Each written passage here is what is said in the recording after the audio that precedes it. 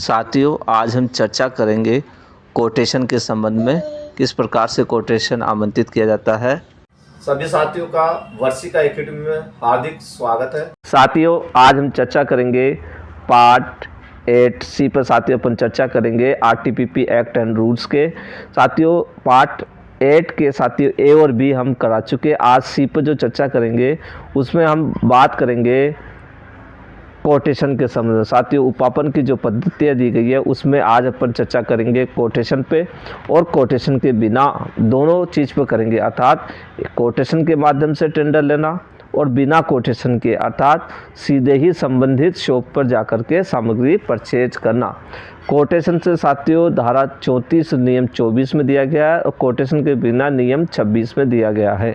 आज इसी पे साथियों विस्तार से अपन चर्चा करेंगे। साथियों, अब सबसे पहले तो अपन बात करेंगे इनकी सीमा कितनी होती है, अर्थात इनकी लिमिट कितनी होती है। तो साथियों, कोटेशन जो दिया गया वो नियम 24 में आप देखना, उसमें कहा गया है एक बार में आप 1 लाख का सामान परचेज कर सकते हैं और वित्तीय वर्ष में 5 लाख से अधिक नहीं ले सकते। कहने का मतलब 1 लाख से कम का सामान तो क्या कर सकते हो, आप एक बार में खरीद सकते हो, ठीक है। और 5 लाख से अधिक पूरे साल में नहीं होना चाहिए यदि आप कोटेशन वाली पद्धति का चयन करते हैं तो।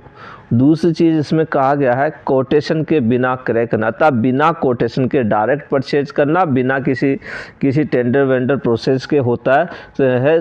जो जितने भी ऑफिस होते हैं उसमें सबसे ज़्यादा इस पद्धति को अपनाया जाता है। ये नियम 26 में है। साथ ही इसमें कहा गया है कि 10,000 से कम की उस सामग्री की अनुमानित रेट होनी चाहिए। उसकी जो रेट होगी वो 10,000 से कम होनी चाहिए और वित्त वर्ष में 1 लाख से अधिक नहीं होनी चाहिए। क्या वित्त वर्ष में 1 लाख से अधिक नहीं होगी और 10,000 से ज़्यादा एक बार में होनी नहीं चाहिए। ये होती है कोटेशन के बिना। अब अपन विस्तार से साथियों चर्चा करेंगे। सबसे पहले कोटेशन पे चलते हैं। साथियों, कोटेशन धारा 34 में भी दिया गया और नियम 24 में दिया गया है। इसमें साथियों सीमा कितनी है, तो लिमिट 24 फर्स्ट में कहा गया है कि एक बार में आप 1 लाख से कम की सामग्री क्रय कर सकते हैं और वित्त वर्ष में साथियों 5 लाख तक आप सामग्री ले सकते हैं। अब कुछ महत्वपूर्ण बिंदु बताए गए हैं जो कि धारा 34 के 2 में और नियम 24(2) में उल्लेखित किए गए हैं। इनमें कहा गया है कि जो कोटेशन आमंत्रित करते हैं उसमें न्यूनतम सदस्य कितने होंगे साथियों, 3 सदस्य होने चाहिए, पहली चीज़, ठीक है। दूसरी चीज़ इसमें यह कहा गया है कि सफल कोटेशन कौन सा होगा। सफल कोटेशन वह होगा जो न्यूनतम कीमत देगा, अर्थात जिसने सबसे कम कीमत दी है वह क्या होगा, सफल कोटेशन कहलाएगा, ठीक है। और इसमें क्या है, कितने एक बोलीदाता कितने कोटेशन देगा। कहने का मतलब एक बिडर हो वो कितने कोटेशन दे सकता है, वो केवल एक ही कोटेशन दे सकता है, ठीक है।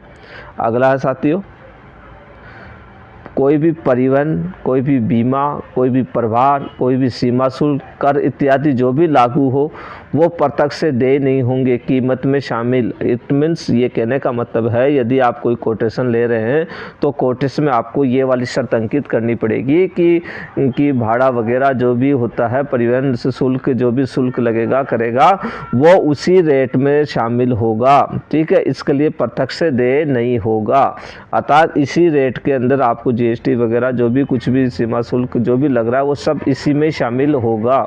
इसकी जो फाइनल से जो रेट रखी गई है वो भी इसमें ये कर वगैरह सब शामिल होंगे, तो ये ध्यान रखना साथियों इसमें। अगला है कब उपयोग किया जाएगा, अर्थात कोटेशन कब लिया जा सकता है। ये धारा 34 फर्स्ट में कहा गया है। कै और खै और गै 3 भागों में बांटा गया है इसको।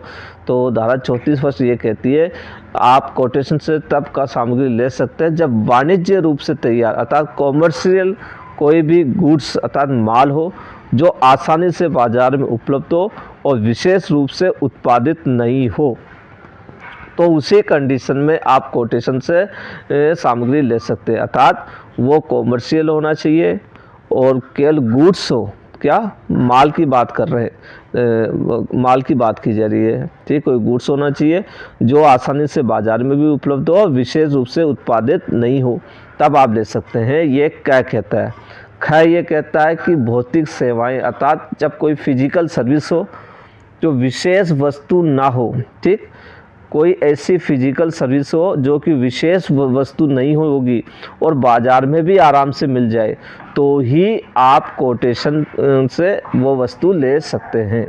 तीसरी कंडीशन ग कहती है, इसमें तीनों चीज़ के लिए कहा गया कि माल भी ले सकता, सेवा भी ले सकता, संक्रम तीनों चीज़ कर सकते हैं, गुड्स भी, सर्विस भी और संक्रम भी कर सकता है। या संक्रम का मतलब साथियों आपको मैंने पहले भी बता चुका हूँ, जो भी ये वक्स होता है उसको संक्रम कहते हैं। जो भी ये अपने मकान वगैरह बनते हैं, करते हैं, मेंटेनेंस वगैरह जो भी होती है, वो सारे वक्स का जो भी काम होता है वो संक्रम कहलाता है, ठीक है।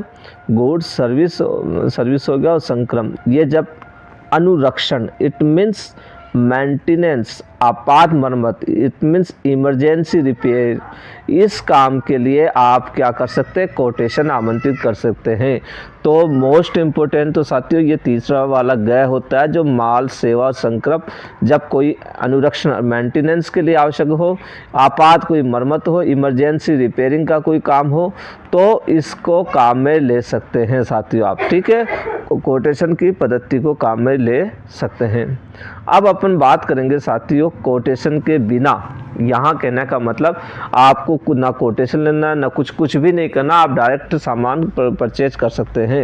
ये कहता है नियम 26 कहता है साथियों। नियम 26 ये कहता है एक बार में आप 10,000 से कम का सामान होना चाहिए। कितना? 10,000 से कम का तो ये सामान ले सकते हैं एक बार में, लेकिन वो वित्त वर्ष में 1 लाख से अधिक नहीं होना चाहिए।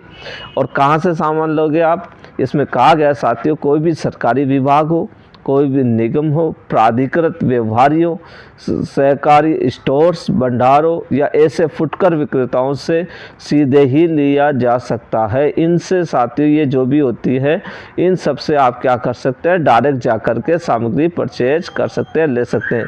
इस प्रकार से साथियों ये कोटेशन की 2 पद्धतियाँ थी, जिसमें मैंने आपको विस्तार से बता दिया कि एक तो आपको, और इसके साथ ही किस प्रकार से कोटेशन का आदेश जारी होता है वो भी मैं आपको बता देता हूं साथियों। कोटेशन का आदेश साथियों एक एग्जाम्पल के तौर पे मैं बता देता हूँ। ये देखिए साथियों, ये समाज कल्याण का एक ऑर्डर है। यहाँ तो उसके क्रमांक वगैरह आ जाते हैं, डेट आ जाएगी। यहाँ जिनसे कोटेशन मंगाया जाता है, मैंने कब बताया था आपको साथियों, कम से कम 3 फर्म में होनी चाहिए। 3 से कोटेशन मंगाना, इससे ज़्यादा भी हो सकती है, लेकिन 3 तो आपको मंगाना ही होगा। यहाँ 3 फर्मों के यहाँ नाम अंकित कर दिए गए हैं। तो पहली चीज़ तो ये क्या है, इनको इन्वाइट किया जाता है, तो इसलिए इनका पूरा एड्रेस वगैरह सब कुछ यहाँ देना होगा। दूसरा, उसका आपको विषय लिखनी पड़ेगी कि क्या चीज़ करना है। इन्होंने क्या कहा कि एंटीवायरस सॉफ्टवेयर स्थापित करवाए जाने हेतु एंटीवायरस सॉफ्टवेयर ये लेना चाहते हैं। तो इन्होंने इसमें कहा गया है कि विभाग के आदेश क्रमांक के अनुसार 100 कंप्यूटर्स में एंटीवायरस 1 वर्ष के लिए स्थापित किया गया था। उक्त स्थापित एंटीवायरस का नवीनीकरण किया जाना है, अतः 5 अतिरिक्त कंप्यूटर में एंटीवायरस क्रय कर स्थापित किया जाना है। अतः इस हेतु निम्न दरें निम्न प्रकार से प्रस्तुत करें। एक्चुअली जो कोटेशन होता है तो वो कोटेशन अपन दर के लिए मांगते हैं, अर्थात उनसे दर मांगते हैं। तो यहाँ एक कॉलम खाली छोड़ा जाता है, उससे जो भी अपनी जो सामग्री होती है उसको यहाँ अंकित किया जाता है और कितनी मात्रा में चाहिए वो कर देते हैं, उनकी क्वांटिटी, और यहाँ उनसे दर लेते हैं कि इनकी क्या आप पैसे लेंगे। तो वो फर्में यहाँ अपने पैसे भर के और इस लिफाफे को बंद करके अपने को देती है, और साथ में इसके अंदर यहाँ दिनांक और ये समय दिया जाता है कि और पता कि यहाँ पे आपको ये कोटेशन प्रस्तुत करना है, अर्थात एक ऐसा इनकी दरें करके और एक लिफाफा यहाँ पेश करना है, और उसमें ये टाइम भी बताया जाता है कि किस दिन ये खोला जाएगा। तो ये सब उसी परफॉर्म में अंकित किया जाएगा जिनके लिए कोटेशन आमंत्रित किया जाता है। और ठीक है साथियों, और इसको कोटेशन को सूचना, आपका जो सूचना पट होता है ऑफिस के, वहाँ पे भी इसको चस्पा किया जा सकता है साथियों, ठीक है। तो इस प्रकार से साथियों ये एक प्रोसेस होता है कोटेशन का। यदि साथियों आपको मेरा ये वीडियो अच्छा लगे तो लाइक और सब्सक्राइब अवश्य करें।